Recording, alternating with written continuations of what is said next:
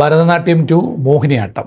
ഒരു ചെറിയ സിനിമയ്ക്ക് പോലും വലിയ ബോക്സ് ഓഫീസ് വിജയം ലഭിക്കാതിരുന്നിട്ടും അതിനൊരു സീക്വൽ കൊണ്ടുവരാൻ തീരുമാനിക്കുന്നത് തന്നെ വളരെ ധൈര്യമായ തീരുമാനമാണ്. ഈ ഭരതനാട്യം OTTയിൽ അതിൻ്റെ ഓഡിയൻസിനെ ക്രിയേറ്റ് ചെയ്ത ശേഷമാണ് അതിൻ്റെ തുടർച്ചയായി വരുന്നു ഭരതനാട്യം 2 മോഹിനിയാട്ടം.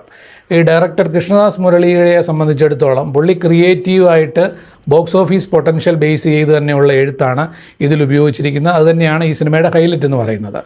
അതുപോലെ തന്നെ ഫാമിലി ഡ്രാമയിൽ നിന്ന് ഡാർക്ക് കോമഡി ത്രില്ലറിലേക്ക് ഇങ്ങനെ ഒരു ബോൾഡ് ഷിഫ്റ്റ് ഉണ്ട്. അതും ഭയങ്കര എൻ്റർടൈൻമെൻറ്റാണ്. സാധാരണ കുടുംബം ഒരു ക്രൈം സിറ്റുവേഷന് ഹൈഡ് ചെയ്യാൻ ശ്രമിക്കുമ്പോൾ ഉണ്ടാകുന്ന ടെൻഷനും ഹ്യൂമറും ചേർന്നതാണ് ഈ സിനിമയുടെ കോർ പ്ലോട്ട്.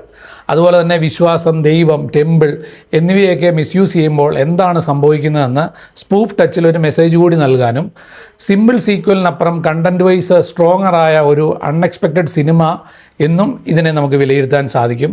ആക്ടേഴ്സിൻ്റെ പ്രകടനവും ടെക്നിക്കൽ ടീംസും ഒക്കെ ചേർന്നപ്പോൾ ഒരു വാച്ചബിൾ എൻ്റർടൈനറായി എന്ന് പറയാം.